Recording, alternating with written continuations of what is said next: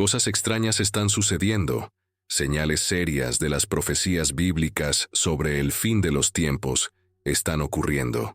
Estamos viendo los comienzos de dolores de parto ahora mismo.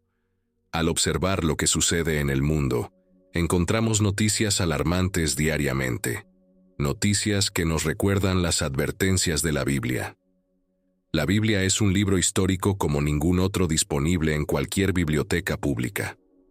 Su relato comienza con la creación de la tierra y termina con el fin del mundo. Es el único libro histórico que cubre un rango tan amplio de eventos en el planeta, en parte porque nadie estuvo presente al principio para ser testigo y documentarlo. Por lo tanto, nadie puede escribir el comienzo de nuestro mundo con autoridad. Somos las únicas personas en el mundo que saben cómo terminará todo, lo cual es algo único. El Señor no reveló el futuro a sus seguidores para satisfacer su curiosidad, sino para prepararlos, para que no se sorprendieran cuando llegara y no lo interpretaran mal. Debemos agradecer que Jesús fue tan claro al compartir el futuro con nosotros. Muchas personas preguntan si estamos en los últimos tiempos. Sin embargo, la Biblia habla de los últimos días, y hemos estado en esos últimos días durante 2000 años. Los últimos días comenzaron en Pentecostés, cuando se cumplió la primera profecía sobre estos tiempos. Cada generación cristiana debe vivir preparada para el regreso del Señor. La Biblia es un libro lleno de predicciones. En sus páginas se encuentran 735 predicciones sobre el futuro. Una predicción puede hallarse en una cuarta parte de los capítulos de la Biblia, desde el principio hasta el final, siendo un texto profético. Algunas personas se enfocan más en las predicciones que otras. De las 735 profecías bíblicas, 596 ya se han cumplido según las Escrituras, lo que significa que el 81% de todas las profecías de la Biblia ya se ha hecho realidad. Y muchas de esas profecías fueron hechas siglos antes de su cumplimiento. No se necesita mucha confianza para creer que el 19% restante también sucederá. Es una puntuación muy alta. La Biblia ha demostrado ser 100% precisa en todas las predicciones que podían haberse cumplido hasta ahora. La mayoría de las profecías restantes están relacionadas con el regreso de Jesús y los eventos que lo seguirán. ¿Cuántas de estas predicciones se cumplirán antes de que Jesús regrese? La respuesta es aproximadamente 20, y estamos atentos para ver que esas se cumplan primero antes de esperar el retorno del Señor. Jesús nos dijo que vigilemos y oremos. ¿Qué debemos vigilar? No podemos quedarnos quietos mirando al cielo esperando que Él aparezca. Eso no es lo que quiso decir. Él quiso decir que debemos observar lo que sucede en el mundo y prestar atención a las señales que nos dio para ayudarnos a prepararnos. Las señales son los indicios que debemos observar.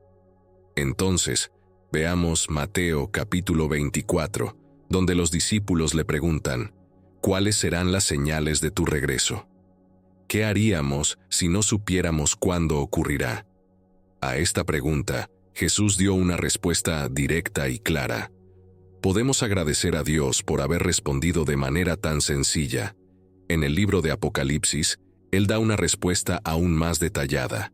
En esta ocasión, Jesús ofreció una respuesta detallada y exhaustiva, pero aquí da un resumen de las señales que precederán a su llegada. Los discípulos se acercaron a Jesús en secreto, mientras Él estaba sentado en el Monte de los Olivos. Más tarde, ya sentado en el Monte de los Olivos, sus discípulos se le acercaron en privado y le dijeron, «Dinos, ¿cuándo sucederán todas estas cosas? ¿Qué señal señalará tu regreso y el fin del mundo?» Jesús les respondió, «No dejen que nadie los engañe, porque muchos vendrán en mi nombre diciendo, yo soy el Mesías, y engañarán a muchos. Escucharán sobre guerras y rumores de guerras, pero no se alarmen. Sí, es necesario que todo esto suceda, pero el fin no vendrá de inmediato. Nación se levantará contra nación y reino contra reino. Habrá hambres y terremotos en muchas partes del mundo, Pero todo esto es solo el comienzo de los dolores de parto, con más por venir. Entonces, los arrestarán, los perseguirán y los matarán. Serán odiados en todo el mundo por causa de mi nombre. Mateo capítulo 24. En ese pasaje, Jesús dio 4 señales claras de su venida. Una de esas señales ya está presente, mientras que las otras 3 aún no se han cumplido. Por eso digo que estamos en el principio de los últimos tiempos. Entonces, ¿cuáles son exactamente estas 4 señales que nos dio? La primera es la de los desastres naturales. Él menciona, por ejemplo, guerras, hambres y terremotos, y efectivamente, estas cosas están sucediendo, aunque han estado ocurriendo durante mucho tiempo. Durante 2000 años, estos eventos se han vuelto más intensos, por lo que claramente estamos en la primera señal. Ya hay guerras, rumores de guerras, terremotos y hambrunas. El Antiguo Testamento nos dice que las guerras, hambrunas, terremotos y otros eventos terribles están relacionados con los dolores de parto de los últimos tiempos. Los profetas del Antiguo Testamento usaban frecuentemente la imagen de los dolores de parto para describir el sufrimiento extremo, simbolizando el dolor que las personas, especialmente Israel, enfrentarán antes de ser salvados. Esta imagen nos ayuda a entender que habrá un tiempo de sufrimiento antes de que llegue una nueva era, cuando el reino de los cielos se establezca, trayendo esperanza y libertad a su pueblo. Sin embargo, el mundo entero aún atraviesa estos dolores de parto mientras espera la salvación completa. Incluso los creyentes sienten esta espera, aunque tengan el Espíritu dentro de ellos.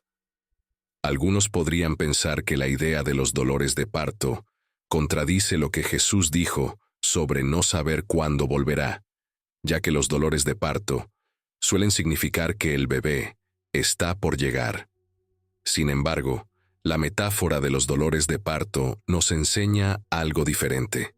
El inicio del parto no es un proceso suave, ocurre en oleadas repetidas.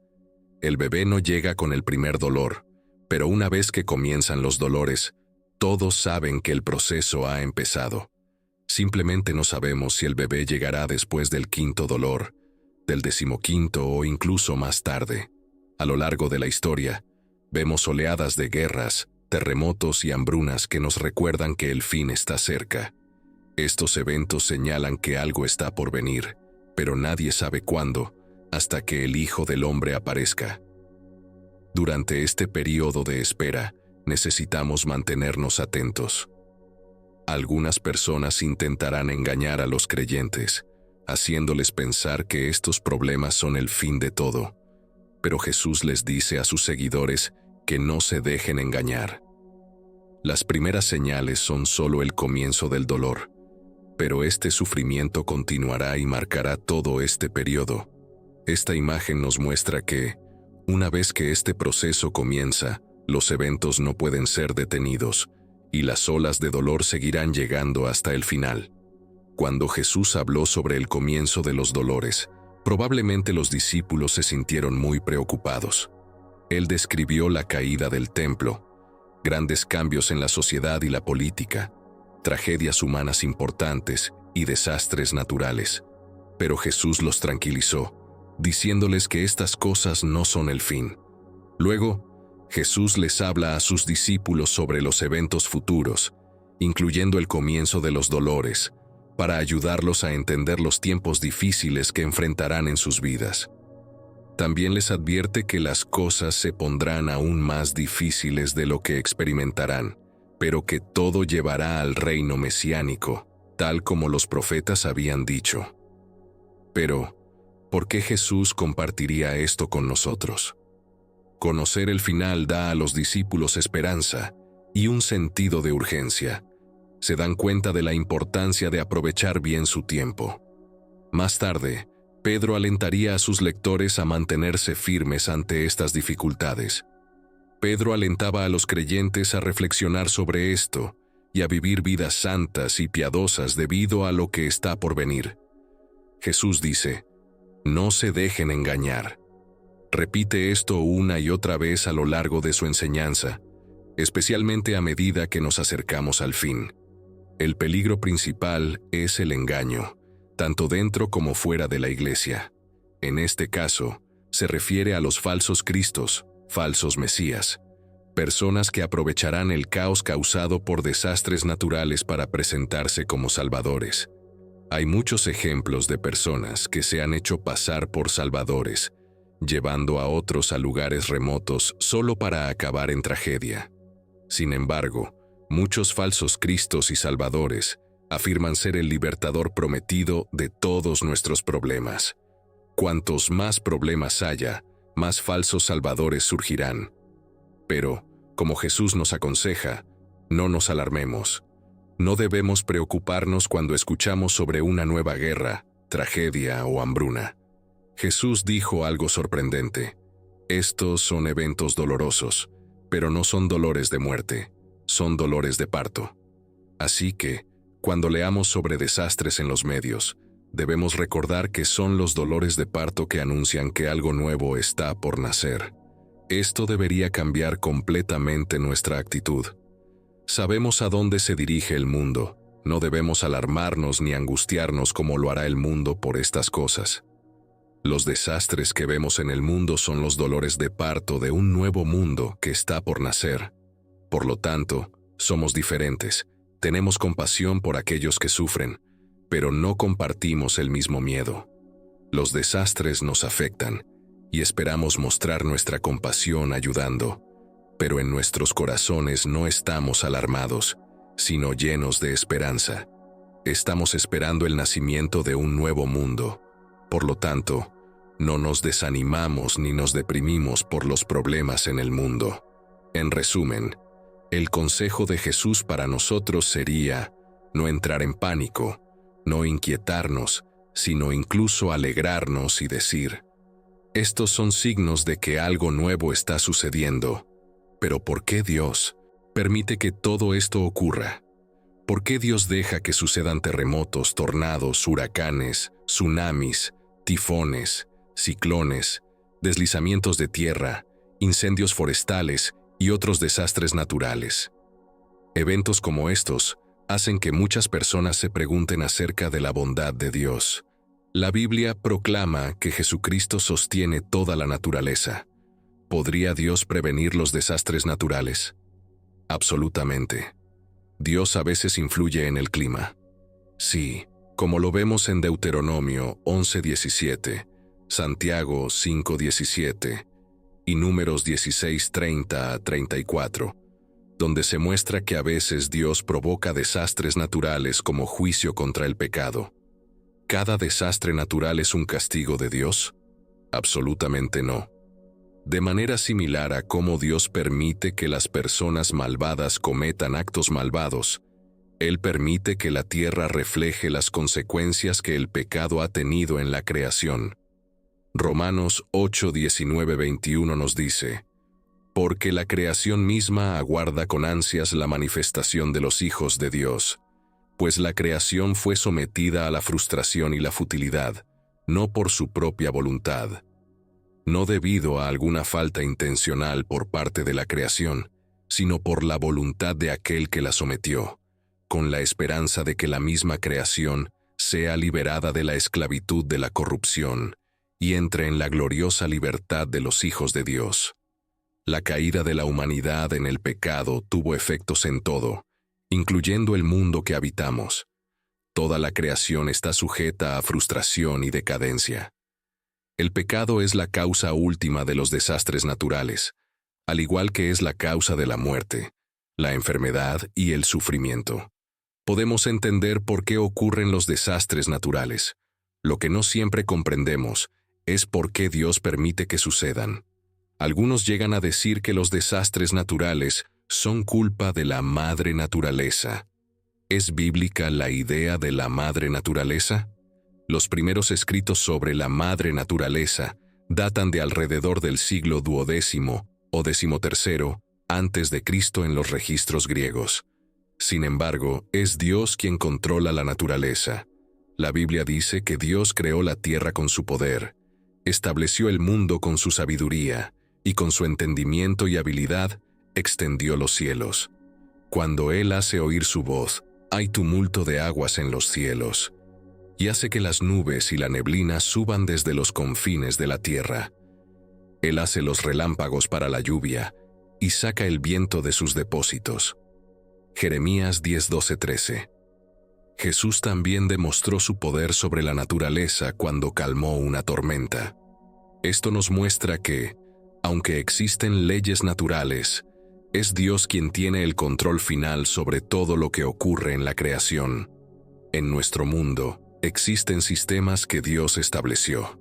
Dios creó nuestro mundo, pero el pecado humano ha causado problemas en él.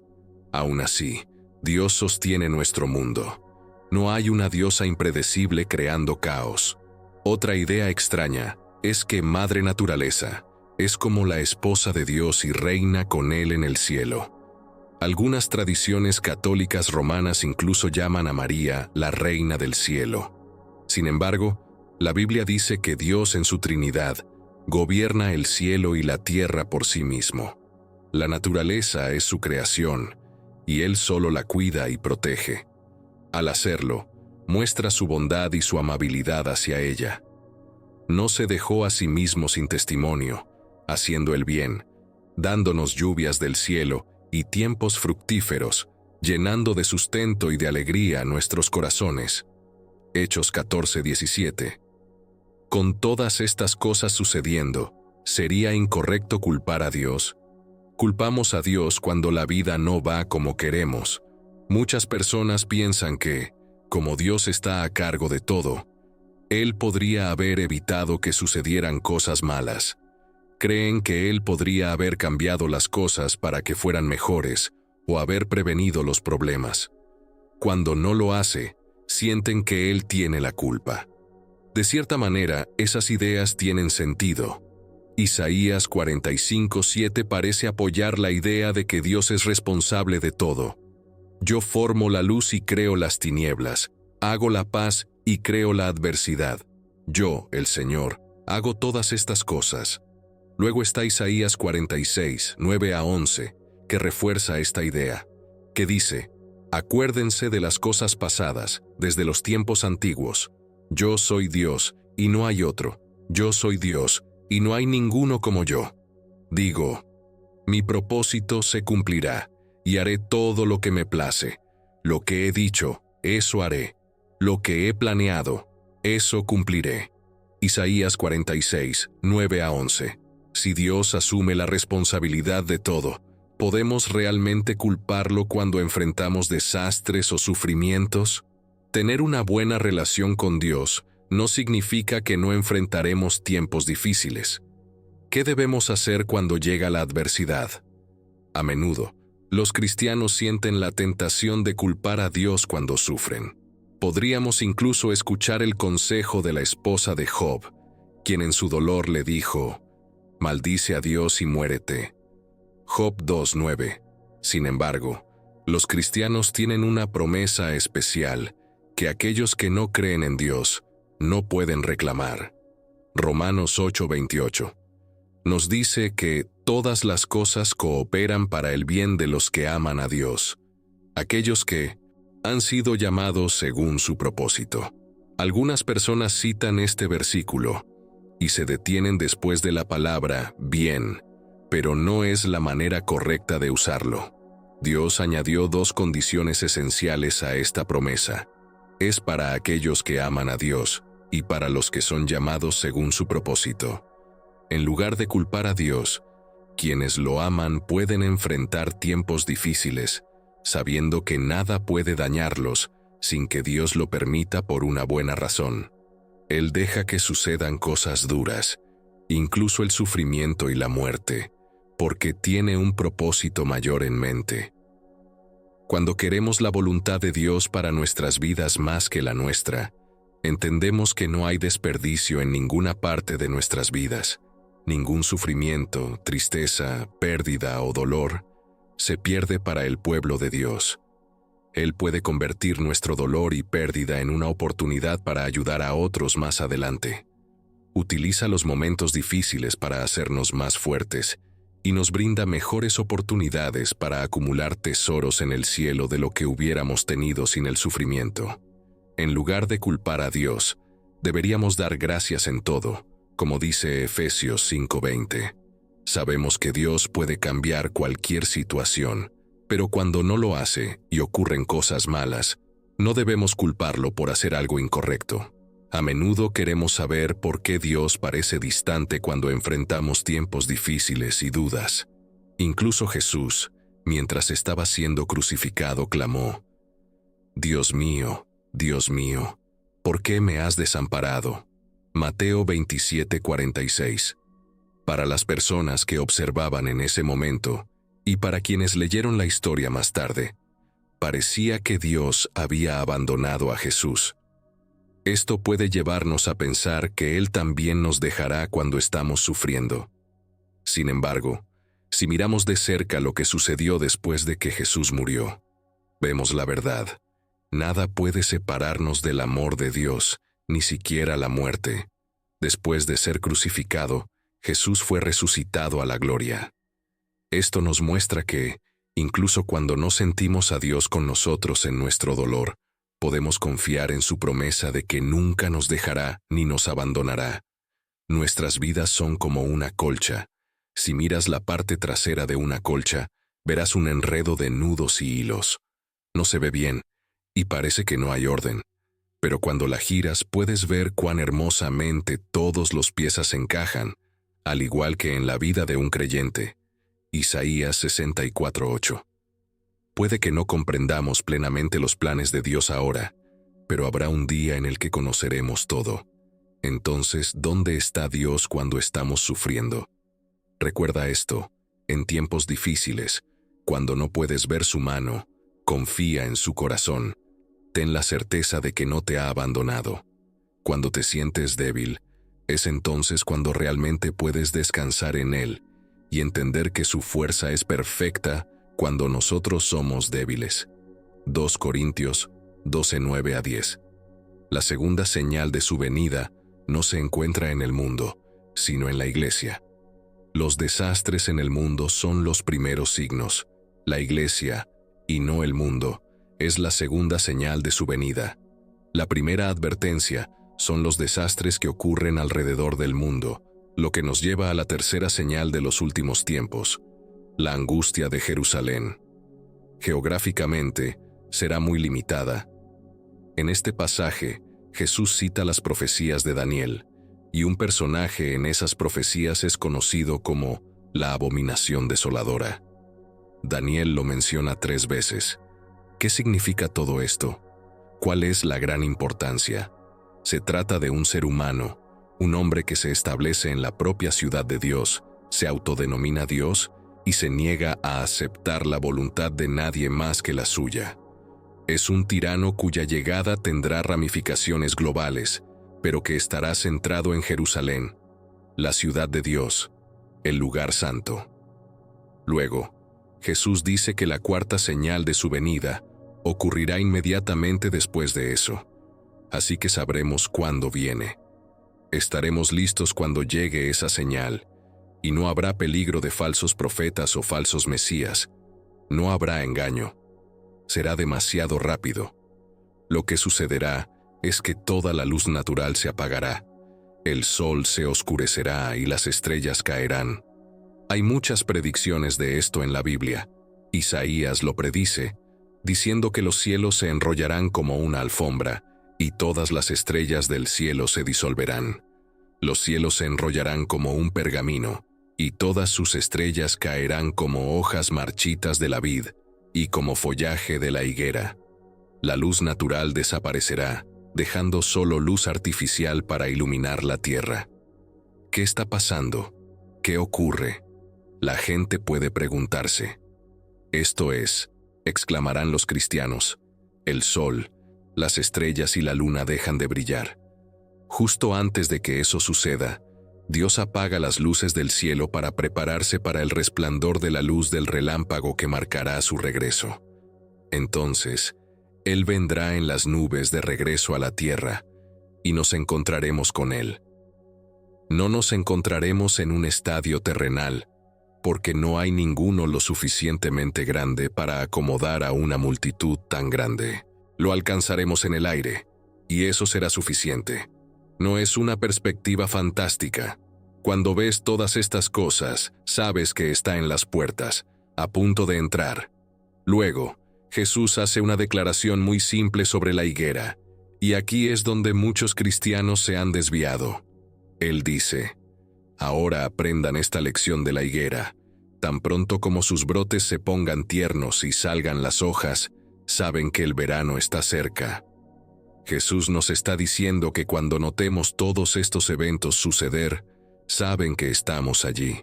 Esa analogía de la higuera no es una alegoría, es una comparación clara de experiencias cotidianas, tal como Jesús solía presentar en sus enseñanzas.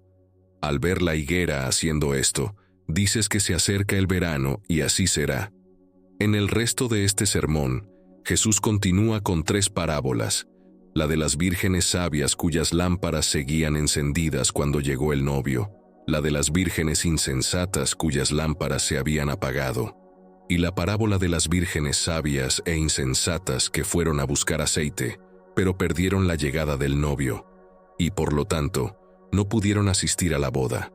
Luego, pasó a la parábola de los talentos, en la que algunas personas recibieron 10 talentos, otras 5, y alguien recibió 1.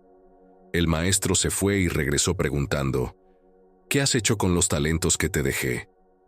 He conseguido 10 más, dijo el hombre que tenía 10. Yo conseguí 5 más, dijo el hombre que tenía 5. Yo no hice nada, dijo el hombre que tenía 1. Lo enterré porque sé que eres un hombre exigente, que cosecha donde no ha sembrado y quiere que yo te pague. Qué cosa tan horrible de decir.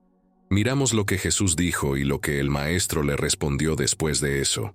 La última parte no es una parábola, sino una predicción clara que involucra una analogía entre ovejas y cabras. Terminó esa parábola dividiendo a las naciones y explicando por qué las dividió. Porque aquellos que estaban a su izquierda, o los que ignoraron a Cristo al no ayudar a los más pequeños de sus hermanos, no lo estaban haciendo a Él, sino a las personas de su derecha. Él dijo que vieron a Cristo en sus hermanos, y en la medida en que lo hicieron a uno de estos más pequeños, lo hicieron a mí. No está dividiendo a las personas en quienes hicieron filantropía y quienes no lo hicieron. La clave está en el significado de la palabra hermanos. Cuando Cristo dijo hermanos, siempre se refería a sus propios seguidores. Ve y dile a mis hermanos que he resucitado de entre los muertos. En las enseñanzas de Jesús, hermanos es una palabra clave que significa aquellos que me siguen. Simplemente está diciendo que lo que hayan hecho o dejado de hacer a los cristianos, lo hicieron o no lo hicieron a mí. Su actitud hacia Cristo se revela por su actitud hacia los cristianos, y ese es el principio en el que se dividen. Ahora, consideremos todo lo que hemos visto en el pasaje. Primero, hay una advertencia de que nadie tiene el diario de Dios, y que ni siquiera Jesús conocía la fecha de su regreso. Los ángeles no lo sabían, y ningún hombre lo conocía. Debemos estar sanos e ignorantes de la fecha de su regreso. A medida que observemos los signos, conoceremos más cerca del tiempo. Marcos 13:32 dice: nadie sabe el día ni la hora, ni siquiera los ángeles en el cielo, ni el Hijo, sino solo el Padre. ¿Notaste que una palabra apareció en las 3 parábolas? La parábola del hogar, la parábola de las vírgenes y la parábola de los talentos. El dueño de la casa tardó en regresar. El esposo llegó después de un largo tiempo, y la persona que otorgó los talentos estuvo ausente por mucho tiempo. Él estaba buscando tu fidelidad mientras estaba lejos. Eso es lo que desea. Él dirá: bien hecho, buen y fiel siervo, entra en el gozo de tu Señor.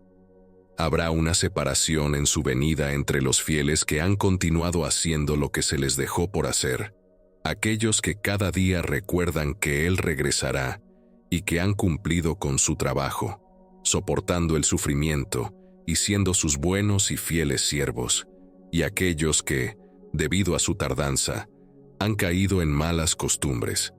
Sus lámparas se han apagado y ya no brillan para Jesús, y han enterrado sus talentos. Pero, ¿qué se supone que debemos hacer en estos tiempos? En el libro de Proverbios se nos advierte que donde no hay visión, el pueblo se desenfrena. Proverbios 29:18, Nueva Versión Internacional o Reina Valera. Hay dos objetivos principales que Dios tiene en mente al restaurar a la Iglesia en los últimos tiempos. Primero, veamos el propósito de Dios para restaurar la unidad en la Iglesia, o llevar a la Iglesia a la unidad. La Iglesia tiene una tarea que completar antes de que Jesús pueda regresar. Mateo 24:14 dice: «Y este evangelio del reino será predicado en todo el mundo como testimonio a todas las naciones, y entonces vendrá el fin». Todos los 4 evangelios concluyen con esto: comisión a los apóstoles y a través de ellos a la Iglesia universal. Se deben hacer discípulos de todas las naciones. Es el deseo y la intención de Dios tener dentro de su familia a personas de cada tribu, lengua, pueblo y nación. Apocalipsis 5:9 dice: «Y cantaron un nuevo cántico diciendo: Eres digno de tomar el rollo y de abrir sus sellos, porque fuiste inmolado y con tu sangre compraste para Dios personas de toda tribu, lengua, pueblo y nación». Gracias a Dios, Jesús también nos indica qué hacer en los últimos tiempos. Jesús se acercó a los discípulos y les dijo: «Toda autoridad en el cielo y en la tierra me ha sido dada. Por tanto, vayan y hagan discípulos de todas las naciones, bautizándolos en el nombre del Padre, del Hijo y del Espíritu Santo, y enseñándoles a obedecer todo lo que les he mandado. Y he aquí, yo estoy con ustedes todos los días hasta el fin del mundo». Mateo 28:18-20. Hay una palabra clave aquí: por tanto. Nunca debemos ignorar la palabra por tanto cuando la encontramos en las Escrituras. Cuando veas un por tanto en la Biblia, necesitas preguntarte qué significa. Jesús dice que toda autoridad me ha sido dada. Por tanto, vayan. ¿Por qué por tanto? Porque Dios el Padre le dio autoridad a Jesús el Hijo después de su muerte y resurrección, y Jesús, a su vez, transmite esa autoridad a sus discípulos. En otras palabras, Él está diciendo: toda autoridad me ha sido dada, ahora ustedes vayan y ejerzan esa autoridad. La autoridad en mi nombre. La autoridad está conferida en mi nombre. Al ir en mi nombre, ustedes tienen mi autoridad. La autoridad solo es efectiva cuando se ejerce. Un hombre puede tener autoridad y nunca usarla, y nadie sabría que la tiene. Así sucede con la autoridad que Jesús Cristo nos ha dado. Nos es otorgada, pero solo es útil si la utilizamos. La única forma en que el mundo reconocerá la autoridad que se le ha dado a Jesús Cristo como resultado de su muerte y resurrección es si nosotros, sus seguidores, la ejercemos en su nombre. De lo contrario, el mundo no es consciente de lo que Jesús ha logrado. No sabe que el Padre ha entregado toda autoridad al Hijo.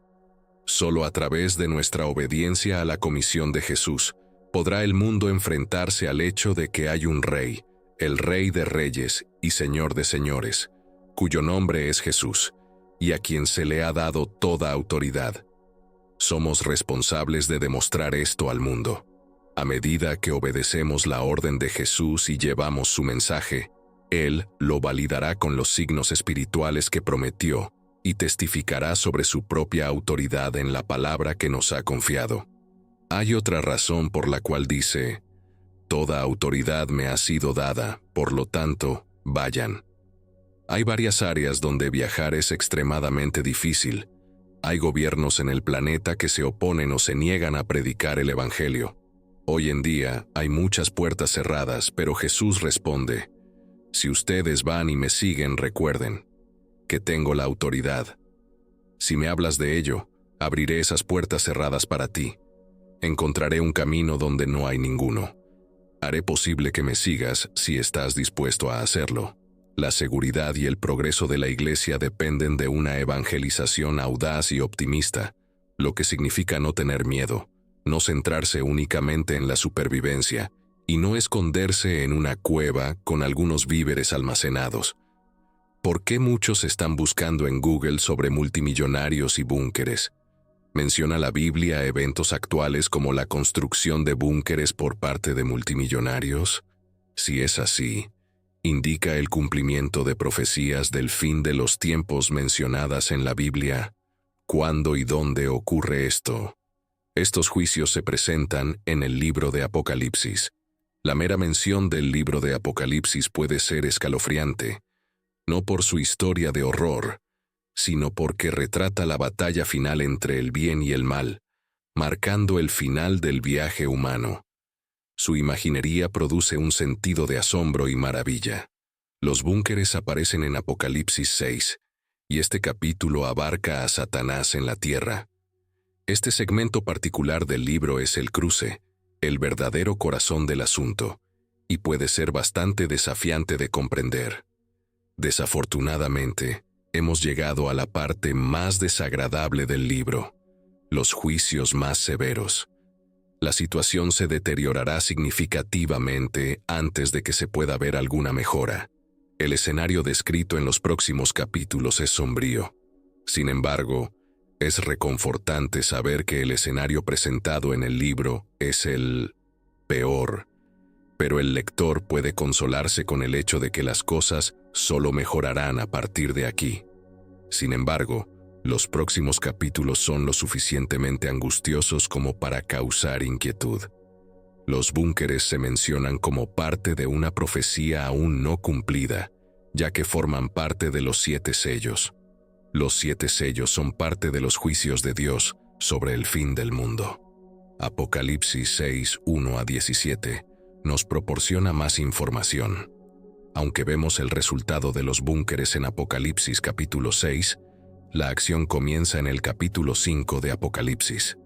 Según la visión de Juan, los 7 sellos en el cielo sostienen un rollo, y a medida que se rompe cada sello, un nuevo juicio es desatado sobre el mundo. La apertura del rollo trae juicio al mundo. La búsqueda de alguien digno de abrir el rollo celestial en Apocalipsis 5 es un preludio a la apertura de los 7 sellos. La búsqueda de alguien digno de abrir el rollo es significativa porque enfatiza la importancia de encontrar a alguien justo y digno que lleve a cabo el juicio de Dios. En Apocalipsis 5, Juan llora porque no se encuentra a nadie digno de abrir el rollo, pero luego se le dice que el León de Judá, Jesucristo, es digno. Jesús es representado como un cordero sacrificado, lo que enfatiza la naturaleza sacrificial de su muerte y su disposición a asumir los pecados del mundo. Juan escribe: «Vi en la mano derecha de quien estaba sentado en el trono un rollo escrito por ambas caras y sellado, con los 7 sellos. Este rollo incluye los juicios de Dios y solo Jesús es considerado digno de romper los sellos y abrir el rollo. A medida que el rollo se abre, el mal finalmente será juzgado y no continuará azotando la tierra». Apocalipsis 5, 7 a 9 dice: «Y vino y tomó el rollo de la mano derecha de quien estaba sentado en el trono. Cuando tomó el rollo, los 4 seres vivientes y los 24 ancianos se postraron ante el Cordero, cada uno con un arpa y copas de oro llenas de incienso, que son las oraciones de los santos, y cantaron un nuevo cántico, diciendo: «Digno eres de tomar el rollo y de abrir sus sellos, porque fuiste inmolado, y con tu sangre compraste para Dios a personas de toda tribu, lengua, pueblo y nación». El Cordero comienza a abrir los sellos en medio de la adoración que se le debe, y el rollo puede desenrollarse un poco más con cada sello que se abre, exponiendo los juicios que Dios tiene reservados para el tiempo de tribulación. Poco a poco, los búnkeres y sus consecuencias se revelan en el 6º sello. Según el libro de Apocalipsis, los primeros 4 de los 7 sellos se abren, desatando lo que se conoce como los 4 jinetes del Apocalipsis. Estos juicios se describen como un caballo y un jinete, que simbolizan la muerte, la guerra, el hambre y la peste, respectivamente. Cada uno de estos jinetes representa una fuerza destructiva que trae caos a la tierra, causando devastación y desesperación generalizada. El quinto sello del rollo indica a aquellos que serán martirizados por su fe en Cristo durante la tribulación. Finalmente llegamos al sexto sello. Cuando se abrió el sexto sello, Juan vio asombrosas perturbaciones cósmicas. Hubo un gran terremoto, el sol se volvió negro, la luna se tornó roja como sangre y las estrellas cayeron a la tierra. El cielo se enrolló como un pergamino y montañas e islas se movieron. Este día se conoce como el gran día de su ira. Apocalipsis 6:12-17 dice: Miré cuando el Cordero rompió el sexto sello, y hubo un gran terremoto, y el sol se volvió negro como un saco de cilicio, y toda la luna se volvió como sangre, y las estrellas del cielo cayeron a la tierra como la higuera deja caer sus higos tardíos al ser sacudida por un fuerte viento. El cielo se separó de la tierra y se enrolló como un pergamino, y cada montaña e isla fueron removidas de sus lugares. Entonces los reyes de la tierra, los grandes hombres, los comandantes militares, los ricos, los fuertes, y todos, tanto esclavos como libres, se escondieron en las cuevas y entre las rocas de las montañas, y clamaron a las montañas y a las rocas: caigan sobre nosotros y escóndanos de la presencia de aquel que está sentado en el trono, y de la ira y la indignación del Cordero, porque ha llegado el gran día de su ira y venganza. ¿Y quién podrá estar en pie ante la ira de Dios? Aquí tenemos el sexto sello abierto. Juan describió cómo las personas reaccionaron ante estas aterradoras perturbaciones cósmicas, ocultándose en cuevas e intentando aislarse de Dios y de Cristo en ese fatídico y temible día. El terror y el miedo dominarían a personas de todos los ámbitos de la vida. La aprehensión y la ansiedad serían palpables al enfrentarse a un futuro desconocido e incierto que les espera. La magnitud del inminente desastre sería abrumadora. Ninguna autoridad, grandeza, riqueza, valentía ni fuerza podrían sostener a los hombres en ese momento. Incluso los más pobres, los esclavos, quienes se podría pensar que no tendrían nada que temer porque no tenían nada que perder, estarían asombrados en ese día. Ningún refugio ni sofisticadas jaulas de acero parecerían lo suficientemente seguros. Incluso aquellos considerados sin nada que temer estarían llenos de asombro en ese día. La situación sería tan abrumadora que desearían que todo se desmoronara. Tómese un momento para contemplar la escena ante usted y note la magnitud del miedo y asombro que muestran los presentes. Sus reacciones serían sin duda intensas y palpables, testimonio de la gravedad de la situación.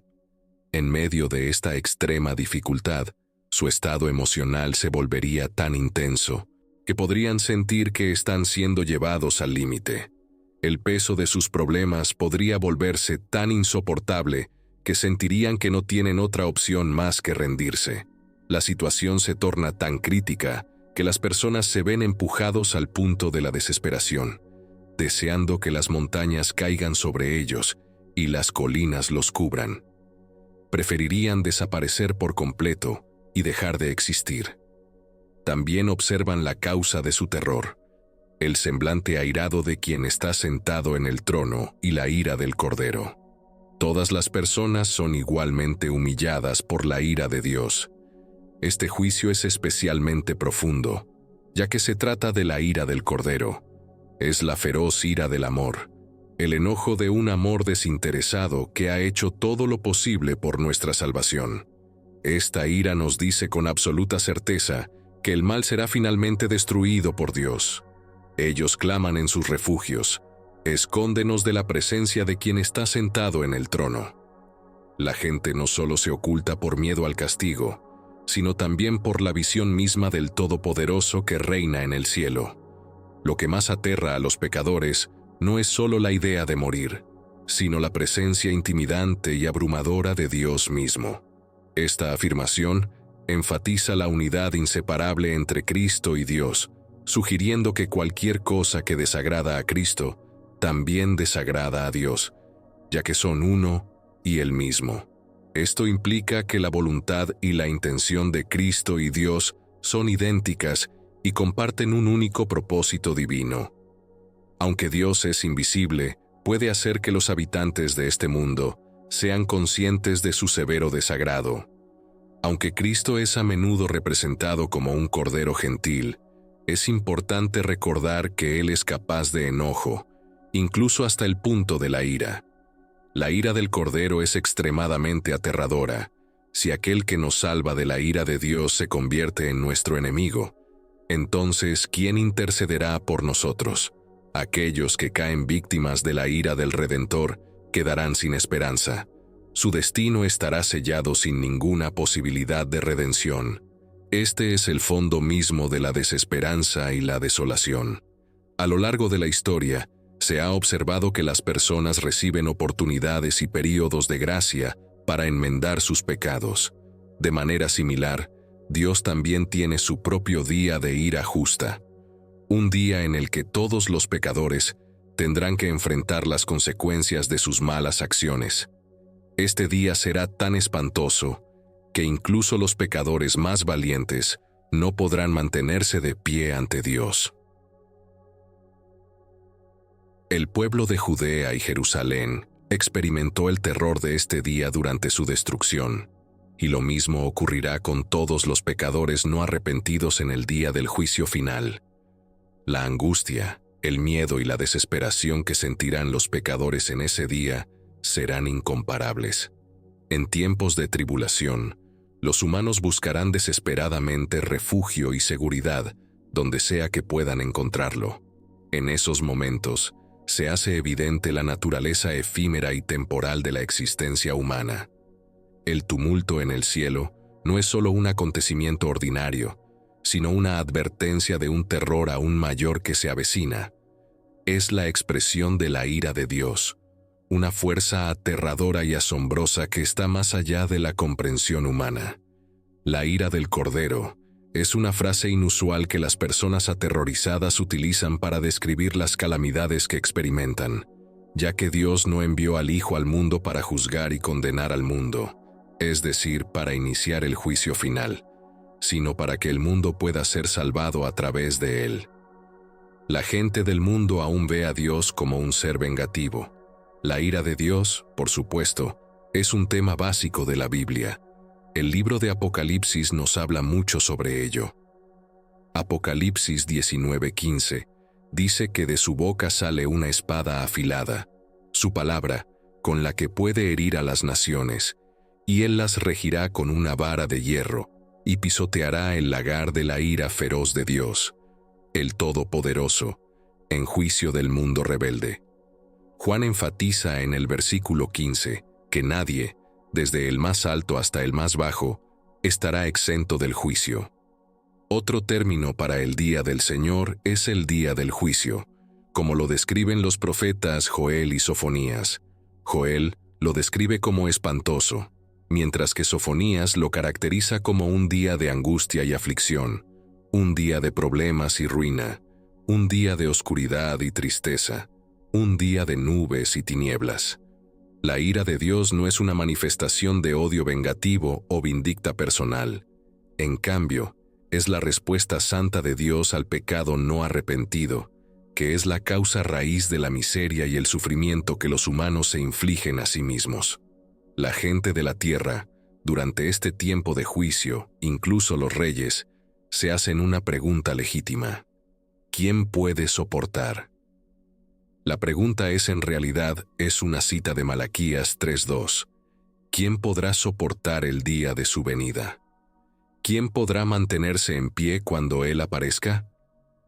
En el libro de Isaías hay una referencia a los cielos enrollándose como un pergamino en relación con el día del Señor. Esta es una metáfora para un juicio cósmico, donde Dios castiga a las naciones malvadas. El pasaje también menciona a los ejércitos del cielo marchitándose como una hoja en una higuera.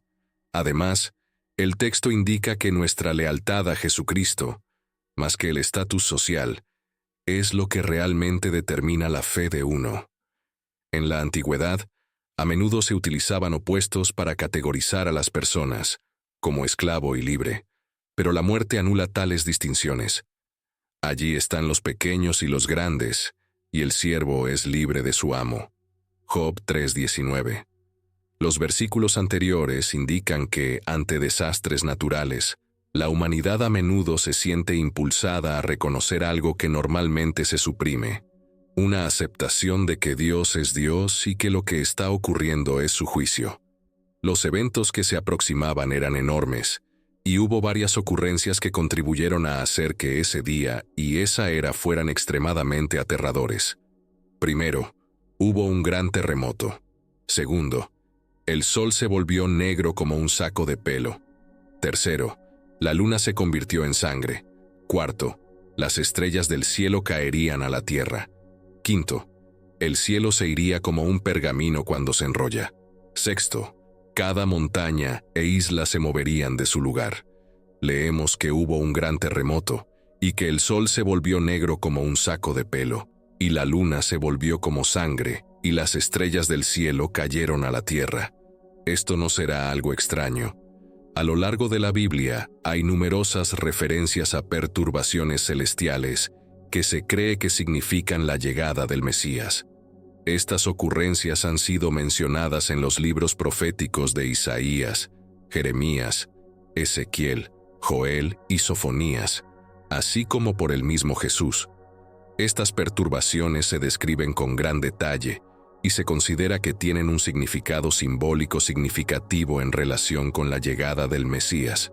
El gran día del juicio del Señor está cerca y se aproxima rápidamente. Escuchen la voz del día del Señor. El guerrero clama amargamente, incapaz de luchar o huir.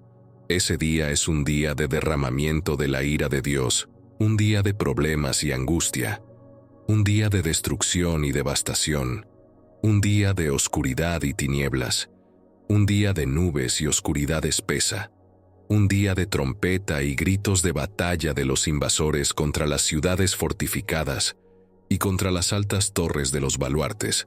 Sofonías 1:14-16. También vemos algo igualmente desastroso en Joel 2:10-11. La tierra tiembla ante ellos, los cielos se estremecen, el sol y la luna se oscurecen, y las estrellas pierden su brillo. El Señor emite su voz ante su ejército, porque su campamento es muy grande, porque es fuerte y poderoso quien lleva a cabo su palabra. Ciertamente, el día del Señor es grande y muy terrible. ¿Quién podrá soportarlo? Soporte. A lo largo del Antiguo Testamento, los terremotos a menudo se consideraban un signo de intervención divina. Por ejemplo, durante el descenso de Dios en el monte Sinaí, toda la montaña tembló violentamente. De manera similar, el profeta Isaías predijo que el Señor un día sacudiría la tierra como forma de castigo. En el libro de Ageo, el mismo Señor declara que pronto moverá los cielos y la tierra, el mar y la tierra seca, como un medio para demostrar su poder y autoridad. Esto es, sin duda, el poder de Dios. En este caso, leemos que el sol se volvió negro como un saco de pelo, la luna se volvió como sangre, y las estrellas del cielo cayeron a la tierra. Es mejor considerar estas imágenes como reales, aunque poéticas. Juan no utilizó un lenguaje científico técnicamente preciso, sino que simplemente describió lo que vio. Las similitudes entre estos juicios y lo que Jesús dijo en Mateo 24:29 son evidentes. Inmediatamente después de la tribulación de aquellos días, el sol se oscurecerá, la luna no dará su luz, y las estrellas caerán del cielo, y las potencias de los cielos serán sacudidas. Además, el lenguaje del día del Señor también se refleja en el Antiguo Testamento. Isaías escribió: «Las personas se esconderán en las cuevas de las rocas y en los agujeros de la tierra, lejos del terror del Señor y de la majestuosidad de su esplendor, cuando se levante para aterrorizar la tierra. La frase «Día del Señor» se utiliza más de 25 veces en el texto. Biblia, la frase no se utiliza para referirse a un día específico, sino más bien a un periodo de tiempo descrito como el tiempo de Dios. Este periodo se caracteriza por la intervención divina de Dios en los asuntos humanos, lo que resulta en el triunfo definitivo de Dios sobre el mal. La idea detrás del Día del Señor es que el tiempo presente pertenece a la humanidad, pero no durará para siempre. El Día del Señor es un momento de rendición de cuentas, cuando Dios juzgará al mundo y pondrá fin a la era del poder humano. La Biblia describe el Día del Señor como un tiempo de gran agitación, cuando el mundo será sacudido hasta su núcleo. El Mesías, que es Jesús, vendrá para poner fin a la era humana. Traerá consigo el Día del Señor, un momento en que la gloria de Dios será revelada y su reino será establecido en la tierra. En resumen, la frase «Día del Señor» se refiere a un período de tiempo en el que la intervención divina de Dios pondrá fin a la era de dominio humano y establecerá su reino en la tierra. Es un tiempo de rendición de cuentas, juicio, esperanza y redención, cuando el Mesías vendrá y el mundo será transformado. El día del Señor de los ejércitos llegará. En ese día, las personas estarán aterrorizadas, y Dios les dirá que entren en las rocas y se escondan en el polvo para escapar del terror del Señor y de la gloria de su majestad. En ese día, la humanidad será humillada, y la altivez de los hombres será disminuida. Solo el Señor será exaltado en ese día, y no habrá ningún otro. Más idolatría. El día del Señor es aquel en el que Dios será glorificado, y todos serán testigos del terror del Señor y de la gloria de su majestad. La alta torre, el fuerte muro fortificado, los impresionantes barcos de carga y las hermosas goletas, todos ellos representan la altura del orgullo y la arrogancia del ser humano. Sin embargo, en el día del Señor, todos los logros orgullosos y arrogantes serán reducidos a la nada. El único que será exaltado en ese día es el Señor. Dios interviene en la historia para cumplir un aspecto específico de su plan. En el Nuevo Testamento, esto se conoce como un día de ira, visita y el gran día del Dios Todopoderoso. El resultado final de este día será la humillación de la arrogancia y el orgullo humano, y la exaltación del Señor. Isaías 2, 1-17 señala que las profecías sobre el día del Señor se cumplirán al final de la historia, donde Dios castigará el mal y cumplirá todas sus promesas con su asombroso poder. ¿Cuál es la comprensión bíblica de la ira de Dios? La ira se refiere a la reacción emocional ante la injusticia o el mal percibido.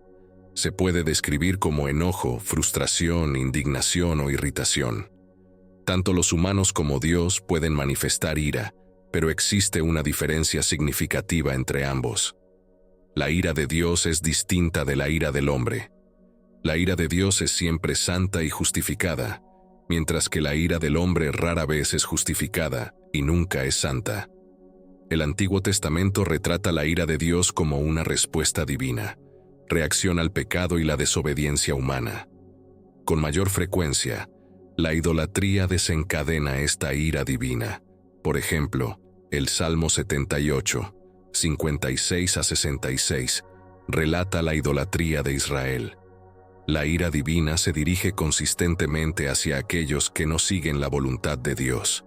El Salmo 2, 1-6 pregunta: ¿por qué se alborotan las naciones y los pueblos conspiran en vano contra Dios?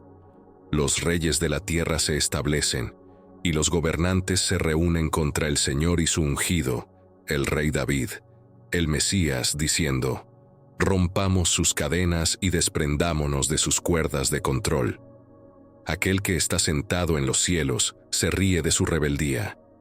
El Señor soberano se burla de ellos, y en su suprema desprecio se ríe. Luego les hablará en su profunda ira, y los aterrará con su desagrado, diciendo: pero yo he ungido y establecido firmemente a mi rey sobre Sión, mi monte santo. La ira de Dios contra el pecado y la desobediencia es completamente justificada, ya que el plan de Dios para la humanidad es santo y perfecto, al igual que Dios mismo. Dios ha establecido un camino para recibir su favor divino, que es a través del arrepentimiento. Al arrepentirse, un pecador puede desviar la ira de Dios de sí mismo. Sin embargo, si alguien rechaza este plan perfecto, está rechazando el amor, la misericordia, la gracia y el favor de Dios, lo que le acarreará su justa ira.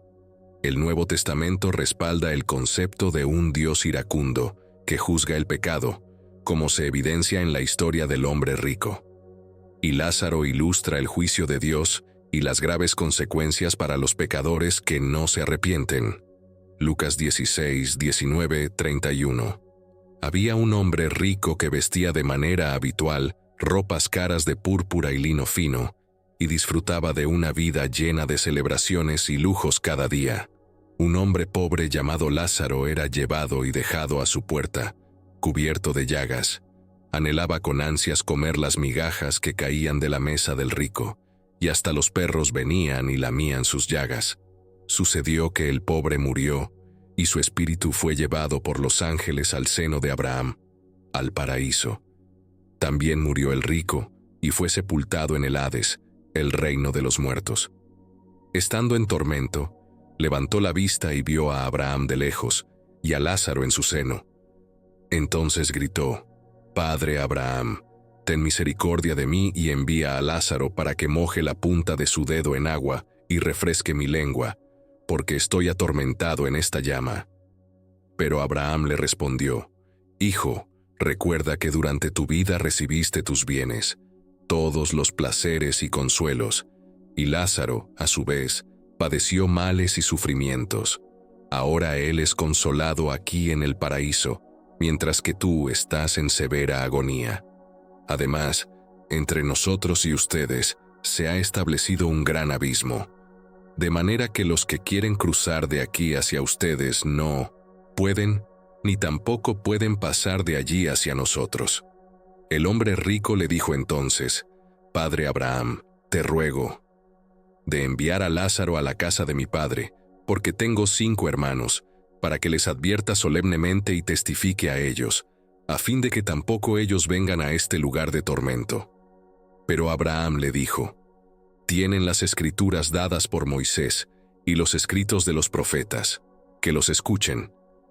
Él respondió: «No, padre Abraham, pero si alguien de los muertos va a ellos, se arrepentirán, cambiarán su manera de pensar y buscarán a Dios y su justicia». Y Abraham le dijo: «Si no escuchan los mensajes de Moisés y los profetas, no se dejarán persuadir, aun si alguien resucita de entre los muertos». Juan 3:36 dice que el que cree en el Hijo tiene vida eterna, pero el que rechaza al Hijo no verá la vida, porque la ira de Dios permanece sobre él. Quien cree en el Hijo no sufrirá la ira de Dios por su pecado, porque el Hijo tomó la ira de Dios sobre sí mismo, cuando murió en nuestro lugar en la cruz. Romanos 5:6-1 dice que, mientras aún éramos débiles, incapaces de proveer nuestra salvación, al tiempo señalado, Cristo murió como sustituto por los impíos. Es extraordinario que alguien esté dispuesto a dar su vida incluso por un hombre justo, aunque tal vez alguien se atreva a morir por un hombre noble y desinteresado. Pero Dios demuestra claramente su amor por nosotros al hecho de que, mientras aún éramos pecadores, Cristo murió por nosotros. Por lo tanto, dado que ahora hemos sido justificados, declarados libres de la culpa del pecado por su sangre, ¿cuánto más seguros seremos salvos de la ira de Dios a través de él? Porque sí, mientras éramos enemigos, fuimos reconciliados con Dios mediante la muerte de su Hijo. Es mucho más seguro que, habiendo sido reconciliados, seremos salvos de las consecuencias del pecado por su vida. Es decir, seremos salvos porque Cristo vive hoy. No solo eso, sino que también nos regocijamos en Dios, alegrándonos en su amor y perfección a través de nuestro Señor Jesucristo, por medio de quien hemos recibido y disfrutamos nuestra reconciliación con Dios. Aquellos que no creen en el Hijo y no lo reciben como Salvador serán juzgados en el día de la ira. Romanos 2, 5-6 dice: Pero por tu terquedad y corazón impenitente, estás acumulando ira para ti mismo en el día de la ira, cuando se revelará el justo juicio de Dios. Él pagará a cada uno según sus obras, justas como sus acciones lo merecen. La Biblia advierte contra la ira humana en varios pasajes, como Romanos 12:19, Efesios 4:26 y Colosenses 3:8-10. La razón es que solo Dios es capaz de ejercer una venganza justa, porque su juicio es impecable y puro, mientras que la ira humana es pecaminosa y a menudo conduce a influencias demoníacas. Como cristianos, debemos esforzarnos por reprimir nuestra ira y rencor, ya que esto entra en conflicto con nuestra nueva naturaleza, que está alineada con la naturaleza del mismo Cristo. 2 Corintios 5:17 dice que, por lo tanto, si alguien está en Cristo, es decir, injertado y unido a Él por la fe salvador, es una nueva criatura, renacida y renovada por el Espíritu Santo. Las cosas antiguas, la anterior condición moral y espiritual, han pasado. Mirad, han llegado cosas nuevas, porque el despertar espiritual trae una nueva vida. La ira de Dios es algo temible y aterrador. Solo aquellos que han sido cubiertos por la sangre de Cristo, derramada por nosotros en la cruz, pueden estar seguros de que la ira de Dios nunca caerá sobre ellos. Romanos 5:9 dice: Por lo tanto, dado que ahora hemos sido justificados y declarados libres de la culpa del pecado por su sangre, cuánto más cierto es que seremos salvos de la ira de Dios a través de él. Sin embargo, después de este juicio, aún queda un sello por abrir: el silencio en el cielo, el séptimo sello. Apocalipsis 8:1 dice: Cuando el Cordero rompió el séptimo sello, hubo silencio en el cielo por aproximadamente media hora. Los juicios que conducen al final de la tribulación ahora son evidentes en el rollo, y son tan severos que todo el cielo queda en silencio. El séptimo sello claramente anuncia el comienzo de la próxima ronda de juicios, ya que Juan ve de inmediato a 7 ángeles sosteniendo 7 trompetas, listos para tocar. Un octavo ángel toma su incensario y quema mucho incienso en él, indicando las peticiones del pueblo de Dios. Apocalipsis 8:5 dice: Así que el ángel tomó el incensario, lo llenó de fuego del altar y lo arrojó a la tierra. Y hubo truenos, ruidos fuertes, sonidos y relámpagos, y un terremoto. Cuando se completan los juicios sellados, el segundo, la fase de la tribulación que incluye los 7 juicios de trompetas, comenzará. Es crucial entender por qué estos eventos son significativos. Según la Biblia, son como piezas de un rompecabezas que encajan en un cuadro más grande. Estas ocurrencias forman parte del gran plan de Dios, que nos recuerda que Él tiene el control de todo. ¿Cuál es el resumen de todo esto? Los hombres son humillados y Dios es exaltado. Dios tiene maneras asombrosas de hacer que los hombres se sientan como si no fueran más que polvo. Él barrerá dinastías enteras así como las personas eliminan un estorbo. Si examinas los libros de historia, descubrirás que el Señor, en todas las obras de la providencia realizadas hasta este momento, ha estado continuamente derribando a los altivos y humillando la arrogancia de los hombres. De hecho, parece que esta es la obra milagrosa de Dios.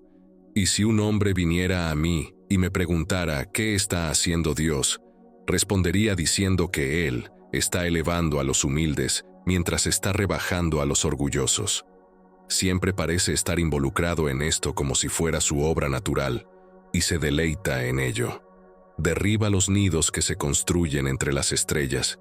Lo que se realiza constantemente en su providencia continuará hasta que el orgullo de la humanidad sea completamente erradicado. No habrá lugar en este mundo para ningún tipo de majestad, excepto para el Rey de Reyes. Bajo el manto del cielo, solo habrá uno, nombre ante el cual las personas se inclinarán, un trono que será considerado con gran respeto, y un solo nombre por el cual todas las familias de la tierra serán llamadas. En ese día, cuando toda la tierra esté llena de su gloria como las aguas cubren el mar, se dirá que ha demolido la arrogancia del hombre y que solo el Señor es exaltado. Nuestras buenas acciones y méritos no pueden salvarnos. En cambio, debemos acudir a Cristo y contemplar sus heridas, que son la fuente de salvación, misericordia y paz. Para ser salvos, los pecadores deben reconocer a Cristo como su único Salvador y honrarlo, a pesar de haber sido despreciado y humillado durante su tiempo en la tierra. Este mensaje humilla a la humanidad y desanima la arrogancia. Posiblemente, no hay nada en el Evangelio que ofenda más el orgullo de algunas personas que la doctrina de que el hombre es un pecador espiritualmente muerto, y que se salva por la obra de otro. Desafortunadamente, muchos se han apartado de él. Jesús se entristeció al ver que la gente rechazaba su gracia y misericordia, y en cambio, elegía privarse del amor y la compasión que tenía para ofrecer. Algunas personas incluso han dejado de escuchar a Jesús porque no estaban de acuerdo con sus enseñanzas. Es importante recordar que tenemos la opción de aceptar o rechazar el mensaje de Jesús. Después de estos eventos, la Biblia no nos deja en un tono bajo. ¿Qué sucede después de los juicios y la tribulación? Nuevo cielo y la nueva tierra. Entonces vi un nuevo cielo y una nueva tierra, porque el primer cielo y la primera tierra habían pasado y ya no había más mar.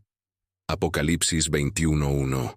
Los creyentes habitarán en un nuevo cielo y una nueva tierra, ya que el primer cielo y la primera tierra desaparecerán. Apocalipsis 21:2-4. Y vi la ciudad santa, Nueva Jerusalén, que descendía del cielo, de parte de Dios, preparada como una novia adornada para su esposo. Y escuché una gran voz desde el trono que decía: He aquí, el tabernáculo de Dios está entre los hombres, y Él habitará entre ellos, y ellos serán su pueblo, y Dios mismo estará entre ellos, y enjuagará toda lágrima de sus ojos, y no habrá más muerte, ni habrá más llanto, ni clamor, ni dolor, porque las primeras cosas han pasado. En este momento, Cristo habita en una ciudad celestial con las almas de todos los creyentes que han fallecido durante el milenio. El pueblo de Dios vivirá y trabajará en la tierra que conocemos ahora, pero con su capital en Jerusalén. Sin embargo, después de que Dios destruya y renueve la tierra, enviará esa ciudad celestial desde el cielo a la nueva tierra, preparada como una novia adornada para su esposo. Esa ciudad será conocida como la Nueva Jerusalén y servirá como la capital de la nueva creación. Y allí, en medio de su nueva creación, Dios habitará y vivirá con su pueblo, así como nosotros vivimos junto a nuestro Creador. Toda tristeza, dolor y decepción serán eliminados. Que se vayan. La idea de que Dios hará todo nuevo puede parecer demasiado fantástica para ser cierta, pero Él asegura que esta promesa es fiel y verdadera. Su pueblo estará completamente satisfecho en la nueva creación, simbolizada aquí por la metáfora de la sed siendo saciada por la fuente del agua de la vida. Cuando tienes sed, la refrescante satisfacción de beber un vaso de agua fría es insignificante en comparación con la extraordinaria satisfacción que te espera. Cada persona salva vivirá en la nueva creación, pero el cristiano que está plenamente comprometido, el que conquista, heredará una recompensa aún mayor, y Dios habitará con ellos con una intimidad más profunda, como un padre lo hace con su hijo. Aunque los creyentes vivirán a lo largo de la nueva creación, el ángel dirige la atención de Juan hacia la capital de la nueva tierra. Esta ciudad brillará más que un diamante cortado, porque estará adornada con la gloria de Dios. La enorme muralla de la ciudad simboliza la identidad de sus habitantes. Primero, Los nombres de los 12 hijos de las tribus de Israel están inscritos en las puertas, indicando que los creyentes del Antiguo Testamento estarán presentes en ella. Segundo, la muralla de la ciudad está representada con 12 fundamentos, cada uno con los nombres de los 12 apóstoles del Cordero, escritos en ellos, lo que denota la presencia de los creyentes de la Iglesia del Nuevo Testamento. Los seguidores del Antiguo y Nuevo Pacto del Señor coexistirán en la nueva creación. Mientras que la invitación a habitar en esta ciudad es universal, los requisitos para entrar son: nada impuro entrará en ella, ni nadie que haga lo detestable o lo falso, sino solo aquellos cuyos nombres están escritos en el libro de la vida del Cordero, que han aceptado a Jesús como su Salvador por la fe. El cielo es un lugar verdadero y tangible. Juan 14 afirma que el cielo es una ubicación física real. No es un término metafísico ni un estado mental. No es una ilusión de la imaginación de alguien, ni un juego de fantasía. El cielo, al igual que Miami, Londres y Tokio, es un lugar verdadero y físico donde se encuentran todos los creyentes. Hebreos 12 habla de la iglesia de los primogénitos, que se refiere a la iglesia de Jesús, el primogénito de Dios. Todos los creyentes que han puesto su confianza y fe en Jesucristo forman la iglesia de Jesucristo. Continuando con el relato sobre la iglesia de los primogénitos, el autor de Hebreos afirma que los nombres de todos los creyentes están escritos en el cielo. Habrá personas en el cielo de todas las naciones. Apocalipsis 5, 9-10 dice: «Y cantaban un nuevo cántico, diciendo: Eres digno de tomar el libro y de abrir sus sellos, porque fuiste inmolado y nos has redimido para Dios con tu sangre, de toda tribu, lengua, pueblo y nación, y nos has hecho para nuestro Dios reyes y sacerdotes, y reinaremos sobre la tierra». ¿Alguna vez has tenido la experiencia de asistir a una conferencia? Tener tu nombre en la lista significa que eres miembro del grupo. Indica que tienes derecho a participar y unirse. Esto indica que has tomado las medidas necesarias para obtener un lugar en la conferencia y que cumples con los requisitos de entrada. Lo mismo se puede aplicar al cielo. El hecho de que tu nombre esté escrito allí significa que perteneces y tienes la autoridad para unirte y participar. Como personas que han puesto su fe en Jesús, tenemos una herencia allí. Nuestra ciudadanía está en ese lugar. Una canción antigua dice que este mundo no es nuestro hogar, y eso es absolutamente cierto. Según la Biblia, todos somos peregrinos que viajan por esta tierra conocida como la Tierra. Considera esto: nuestro embajador estadounidense en Japón puede tener una residencia temporal allí, pero sigue siendo residente de los Estados Unidos. Sería una traición renunciar a su ciudadanía estadounidense. Del mismo modo, es moralmente incorrecto que los cristianos vivan y actúen como si fueran del mundo. Pablo dice en 2 Corintios que somos embajadores aquí para representar a nuestro Rey. Sin embargo, somos personas de un reino diferente. Somos miembros del reino celestial, y como ciudadanos de ese reino, tengo derecho a tales privilegios y bendiciones, simplemente por ser ciudadano. Sé que es difícil de entender, pero tienes un pasaporte espiritual que obtuviste al confiar en Cristo como tu Salvador, y el cielo es tu hogar. Dios espera que respondamos de acuerdo con esto. Mateo 6, 19-21 dice: «No os acumuléis tesoros en la tierra, donde la polilla y el óxido corrompen, y donde ladrones penetran y roban. Robar, sino que acumulen para ustedes tesoros en el cielo, donde ni la polilla ni el óxido corrompen, y donde los ladrones no penetran ni roban. Porque donde esté tu tesoro, allí estará también tu corazón». Jesús nos recuerda que las cosas de este mundo son solo temporales. Eventualmente se desgastarán, se romperán y serán desechadas. El coche nuevo que deseas desesperadamente solo durará unos pocos años, y en menos de un año, el nuevo smartphone que has estado mirando quedará obsoleto para el próximo otoño. La chaqueta que tanto te gusta terminará olvidada en el fondo de tu armario. Por otro lado, los tesoros que guardamos en el cielo son eternos y nunca se corromperán, oxidarán ni arruinarán. Son lo mejor de la tierra, pero aún mejor. El mundo en el que vivimos hoy es una tierra antigua que ha caído, pero hay un nuevo cielo y una nueva tierra que son tan reales, físicas y tangibles como esta tierra, pero que serán increíblemente mejores. No estarán dañadas por el pecado, la enfermedad, la contaminación ni los desastres. El planeta en el que vivimos es un regalo de Dios, pero está manchado y marcado por el pecado. Ningún avance científico o ambiental hará de este paraíso un verdadero paraíso.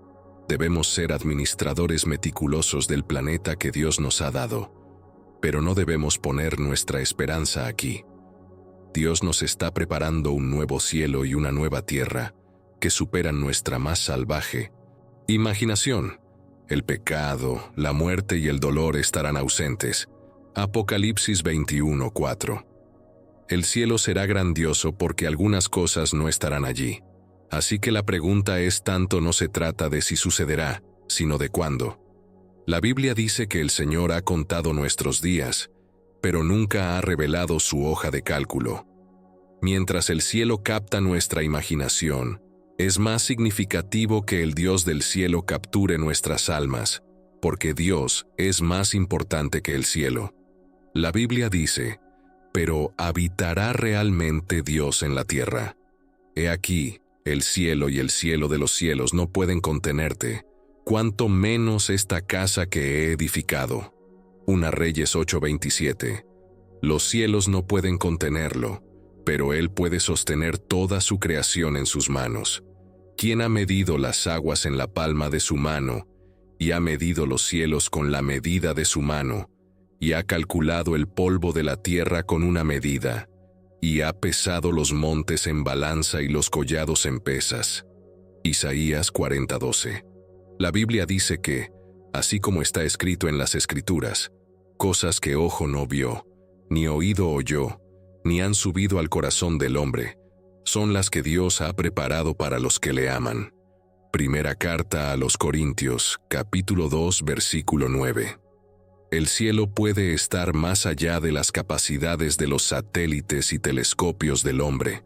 Sin embargo, eso no significa que esté fuera del alcance de nuestros corazones para llegar a Él.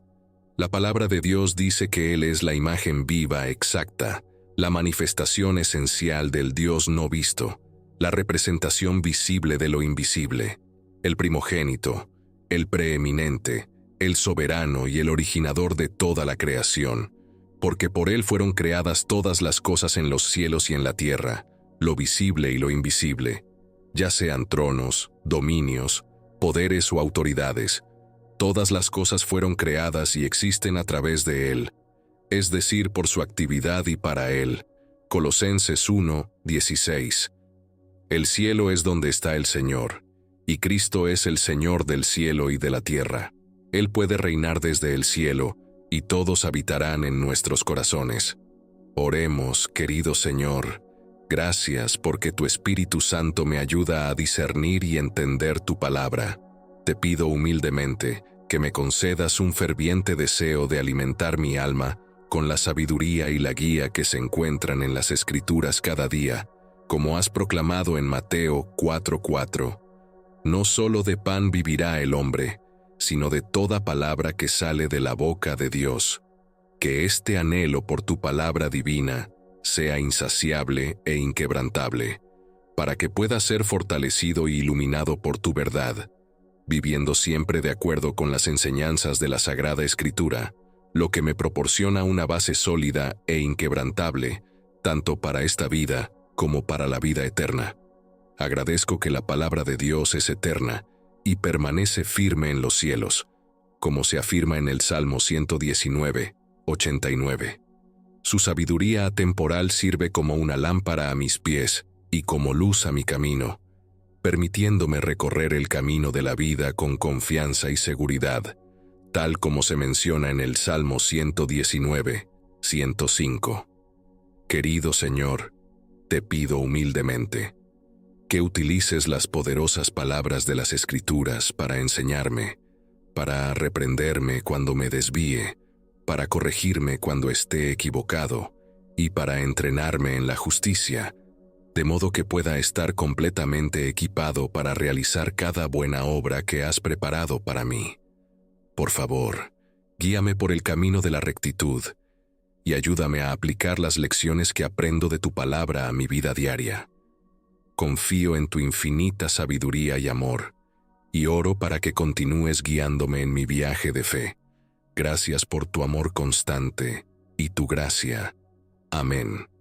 2 Timoteo 3:16-17. Soy consciente de que fueron tus hábiles manos las que me formaron y me trajeron a la existencia. Por lo tanto, creo que posees la capacidad de infundir en mí la sabiduría y el conocimiento para entender tus divinos mandamientos y enseñanzas, como se describen en las Escrituras. Salmo 119, 73. Querido Dios, te pido humildemente que me ayudes a internalizar tu palabra y a convertirla en una realidad viva en mi corazón. Por favor, guíame para recordarla en todo momento y dame la fuerza para actuar en consecuencia. Que tu palabra se convierta en la base de mis pensamientos y acciones, y que me ayude a evitar cometer pecados contra ti. Oro por tu constante guía y apoyo en este viaje de fe. Salmo 9, 11. Querido Dios, te pido humildemente tu dirección y sabiduría, mientras abro mis oídos a tu palabra. Que resuene en mi alma y me llene de alegría al escucharla ser proclamada en voz alta. Por favor, usa tu palabra para enseñarme y guiarme en tu verdad, para que pueda comprender verdaderamente tus caminos y seguir tu senda. Confío en ti, porque eres el Dios que me salva de todos los problemas y desafíos en mi vida. Gracias por tu amor y apoyo inagotables. Salmo 25:5. Te pido humildemente que me guíes para comprender y seguir tus enseñanzas divinas. Concédeme la sabiduría y el discernimiento para entender plenamente el significado de tu palabra, de manera que pueda avanzar hacia el crecimiento y la madurez espiritual en mi fe. Hebreos 5:12. Coloca maestros bíblicos piadosos en mi vida y dame la oportunidad de enseñar la verdad bíblica a otros. Oro estas cosas en el poderoso nombre de Jesucristo. Amén. Gracias por acompañarnos en este video.